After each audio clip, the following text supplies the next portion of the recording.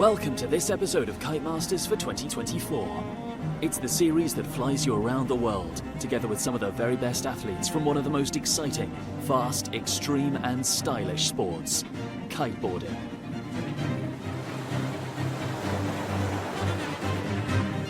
For some, kiteboarding is just a hobby. For others, it's a performance piece. To some, it's freedom, but for many, it's life. Join us this year to share the experience with some of the most passionate athletes of the sport and live the dream of the kiteboarder.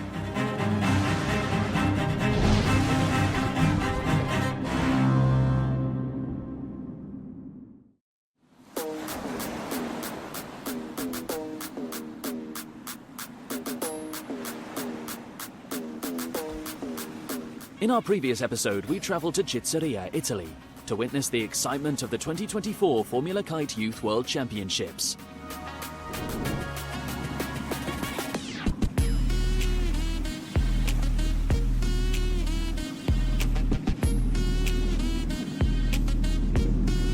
Riders always seem to love competing in this beautiful part of Italy, and with 78 participants from 20 nations across 5 continents, everyone was eager to see who would rise to the podium.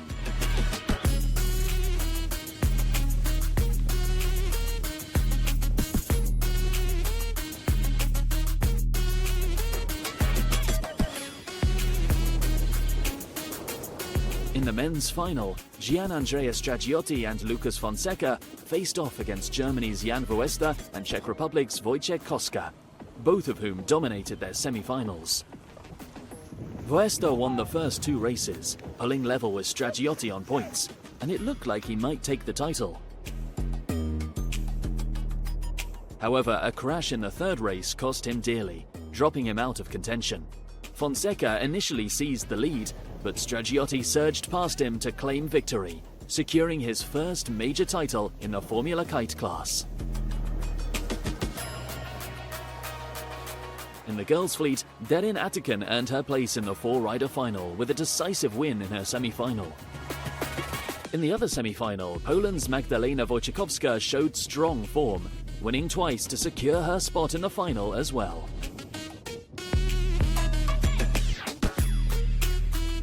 However, when it came to the finals, it was Torienzo who dominated, leading the single race she needed from start to finish. Her commanding victory thrilled the Argentine fans cheering from the beach. I'm super happy about it. I've been training this whole year for this, and I've been really focused on pushing and improving with my team, with my coach, with my family, and we are super happy that the results reflect that.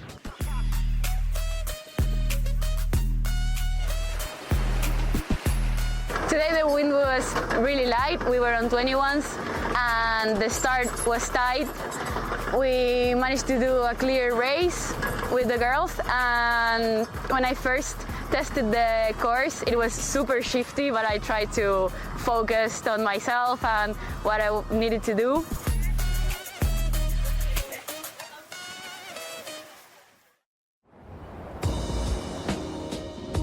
We also ventured to Switzerland to focus on wing foiling, where the Ensis Engadinving 2024 Formula Wing Europeans unfolded on the stunning Lake Silvaplana. Surrounded by magnificent mountains, this breathtaking location draws riders back year after year. A total of 55 riders from 14 nations were set to go head-to-head in a thrilling mix of long-distance and short-course racing. In the men's fleet, Matis Gio clinched the European champion title by winning the single race he needed. Similarly, Magdalena Spanu secured her European crown with a dominant performance in the women's fleet. Yeah, I feel very glad to win the European Championship here in Silvaplana. And this year we managed to almost race every day, so we got good conditions, enough races to get a fair competition. And yeah, I feel very happy to get the win here and to take back the European champion title for 2 times in a row.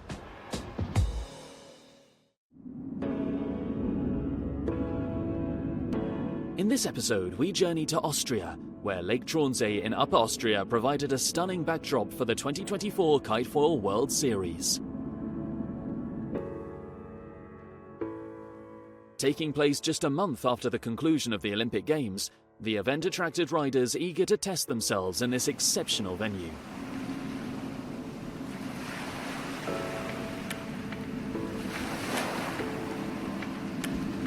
For the past few years, this beautiful region of Austria has become a regular host for kiteboarding events, and 2024 was no exception.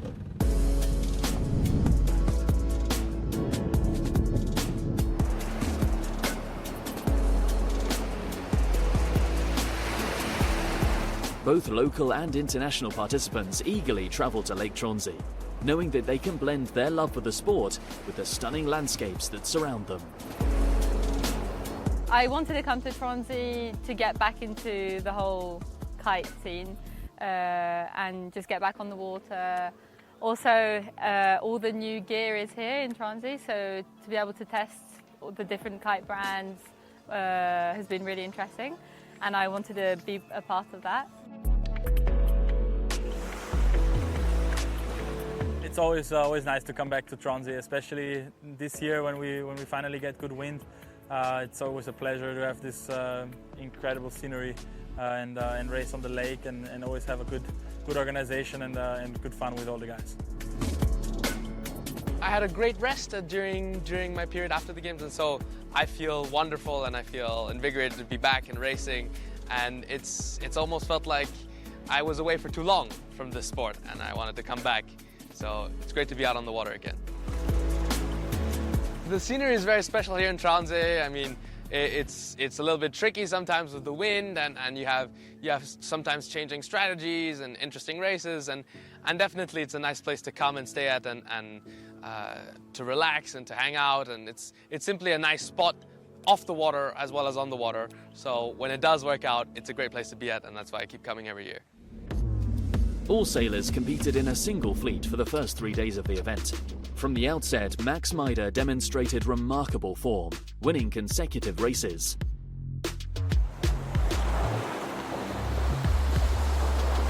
While Jessie Kampmann made a strong comeback, leading the women's standings.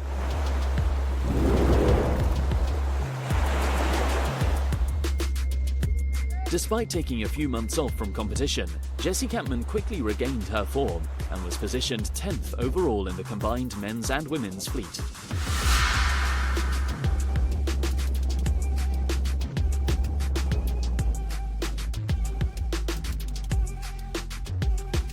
Last year, as well, a lot of people know, I got injured last August, so it was about a year ago. And from there onwards, I was doing rehab and, well, just trying to repair myself to get back to racing and finish off the trials for the games. And so we had the Europeans at the beginning of the year, where I came back from injury and came second. So I was really pleased about that and quite proud of my comeback. And then we had the Olympic week, which I won, and followed a few weeks after by the Worlds, where I came third. So I'm really happy about my season, and it's the best season I've had since I started kiteboarding. So yeah, it was a good year. I've just been trying to keep busy and do like completely different things than what I'm used to doing during my campaign. So I haven't been kiting. I tried out paragliding, which I really enjoyed, and I just really wanted to spend a great summer with like my friends that I don't see often because we're always training or away competing. So people outside of the kite world, basically, or the sailing world. And so I met up with a lot of friends, and I had a really good summer. So I've decided I want to do another Olympic campaign for LA 2028. The factors that were pushing me to do it is I absolutely love the sport. I honestly think it's one of the best sports to do. The feelings you can get out on the water are like nothing else, and I'm literally addicted to kiteboarding. And I also love the whole lifestyle around it. Training and getting better is something that just drives me to continue.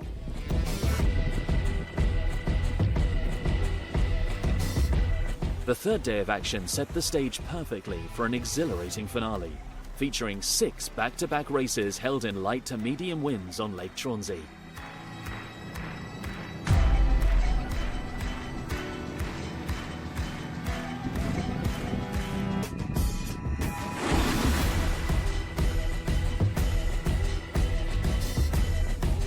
While the leaders remained unchanged, the anticipation was palpable as everyone looked forward to the final day, which would introduce the first ever golden ticket race in kiteboarding.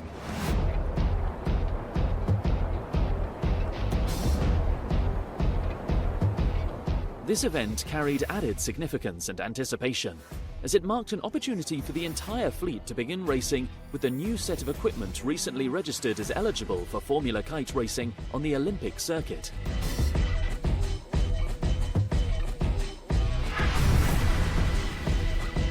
Unlike other competitions, the Kitefoil World Series does not require equipment registration, allowing riders to test as much gear as they like during these events.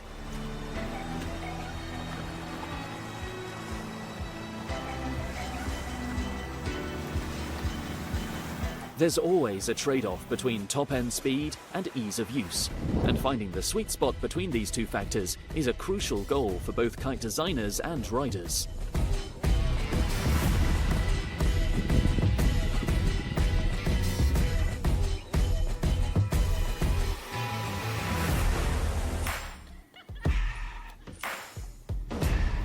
Yeah, this event is the first event of the new quarter, so it's mean new equipment. We, as a top rider, we can have an attach with the brand and work with them to establish new kites and new foil for next season. And this is the first event that we can really go on the water, push with the new equipment, and to know if we have to work on some point or if we're already good, and then it will decide a little bit also the market for the other competitor. So it's very important to show that we are here, that the kite is able to test if some people want to ride and have a look. Yeah, the most important for a kiter is to be in the water, and if the weather changing, still be able to ride with the kite without going too fast to the beach. So we are working to get a bigger range as possible. And actually, yeah, we are really happy. We compare with the 23 meter and the performance are really similar with the same wind range, and we can go even to 18 meters high wind range. So it's really interesting that you can push the kite that much. I'm a rider since already a few years, and I'm always really interested by all the technical parts of the kiting, the kite and the foil. So for me, spending time in the water, like setting some kite and developing, helped me to reach the right performance and helped me to know more my material, my equipment, to also explain to other riders and to help the sport to develop, going faster upwind, faster downwind, and having bigger range in the water. So yeah, that's for me my goal, is to develop the sport as much as we can.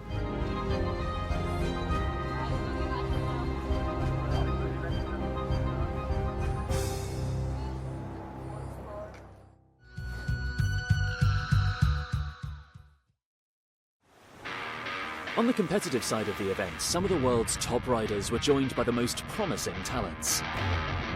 Jan Voester showcased his dynamic skills, building on a strong performance in Jitsaria at the Formula Kite Youth World Championships. I was the under-21 World Championships in Jitsaria. Overall, it was a fantastic regatta for me. I had my struggles during the qualifying series. I had a very nasty protest, which unfortunately I lost, and I didn't advance to the finals directly, so I had to take the extra steps through the semi-finals, which I completed easily, I would say. And then I had a great time in the final. It was my first time racing the final in this format, and I won the first two races. Couldn't get my third bullet to claim the overall race win. Regatta win, but I think my fellow competitor Jan from Switzerland, he really deserved it, and I'm extremely happy with my second place and how I could finish this last under-21 World Championship for me. I have two very well-known and strong teammates, Florian Gruber and Janis Maus, who are both known names in our sport. Here, Florian Gruber, definitely a legend. He's been in the game for years and years. Also, Janis Maus was just competing at the 24 Olympics. And yeah, we will see if both of them or one of them will continue to compete. I hope so, to have a great accompaniment, training partner and like friend during the next 4 years to prepare perfectly for the 2028 Olympics. And Either way, whoever is going to qualify, I hope it's going to be me, but whoever is going to be going to the Olympics is going to deserve it. And I think we can have a great teamwork working together as German riders.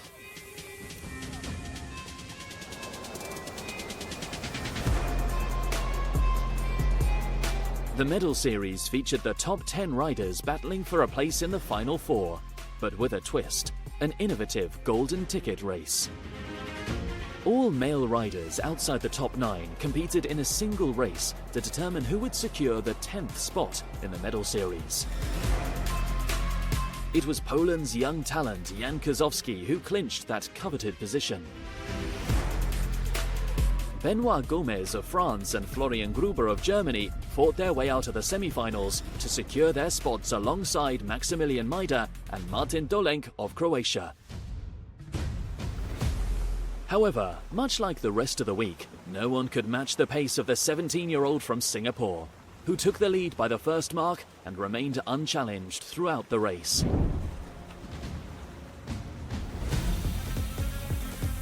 First of all, it's very surprising. I feel quite comfortable in the new gear, and it's a pleasure to ride. Along with the fact that we got a lot of racing in here in Tromsø, and it was against others with new gear as well. So all of it was surprising and fun and comfortable, and it was a great pleasure racing.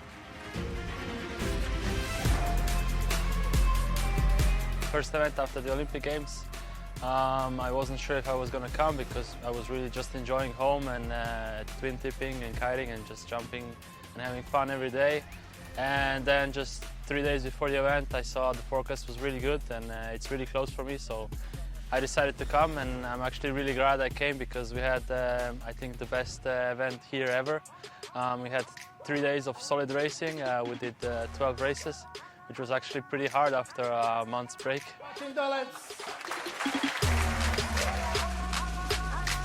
Compared to Majda, Jessie Kampmann's journey to gold was far from straightforward.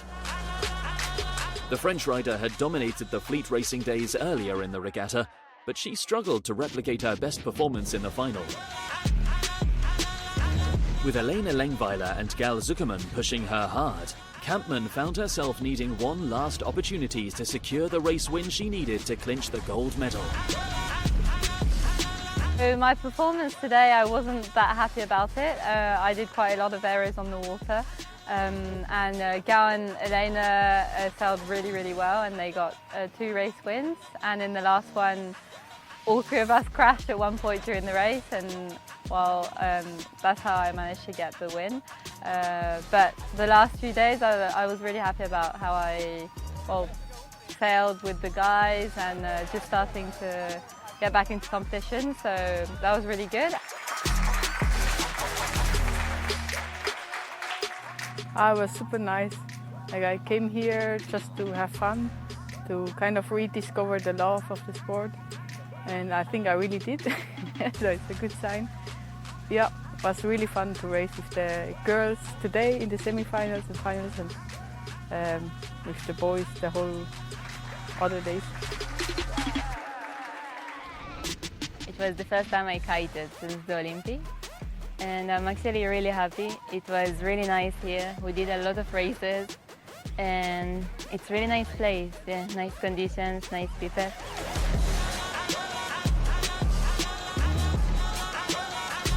With the event taking place in Austria, it was a special occasion for the local riders who had recently represented their country at the Olympic Games. Valentin Bontas returned to his homeland as an Olympic gold medalist, serving as an inspiring figure during the event alongside Alina Corneli.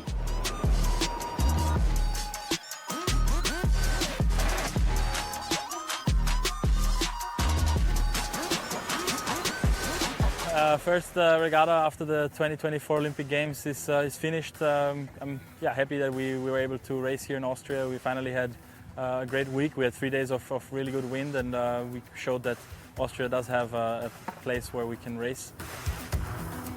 Yeah, next things up are a lot of media things for me, a lot of media appointments in the following weeks. and also some more time off, end of September, beginning October especially, and towards end of October we will start training again, looking forward to the 2028 Olympics, and keep pushing. So the Olympics are just happened 1 month ago, and I feel like I didn't really have the time to settle down because you have to do a lot of stuff after the Olympics, so I'm really looking forward to actually recover from the last cycle. I feel like the people are already keen on testing the new material, and they want to find out what's new, what's better, but I think I don't have that energy yet, so I have to recover a little bit, come down, be at home a little bit, don't travel that much, and I think then I will have the energy again to be like, okay, let's see now what's on the market, what's working.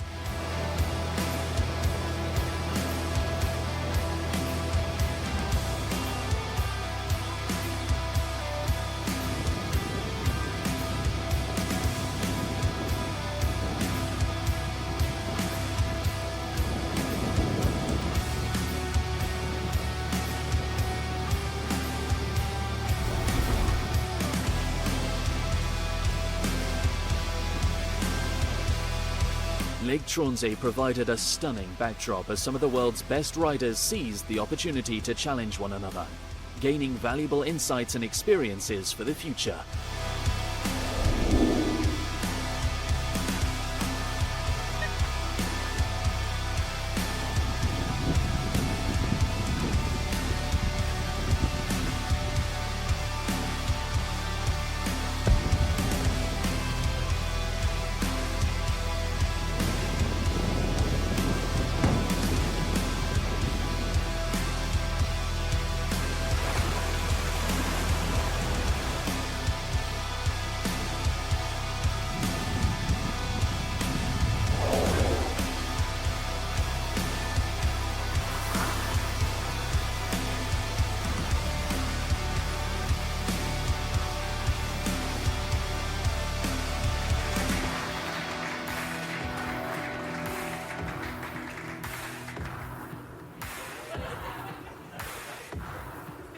All the riders up on stage now.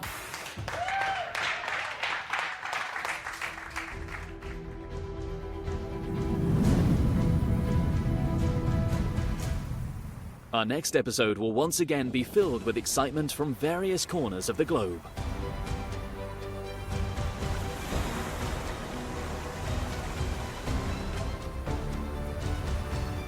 Following Austria, the Kite 4 World Series action shifted to Cagliari, Italy, marking the second and final stop of the season.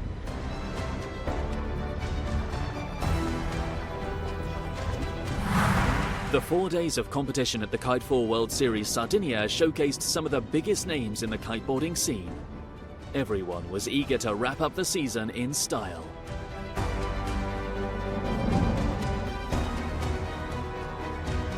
We'll also journey to China to catch the excitement from 2 different events.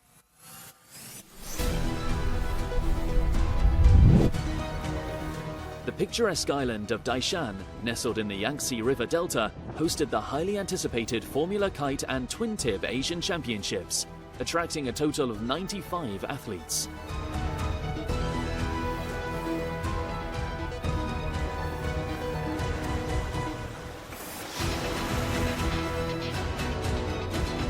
A new era for wingfoil racing began in China as Pingtan Island hosted the country's first ever event, attracting a fleet of 113 riders.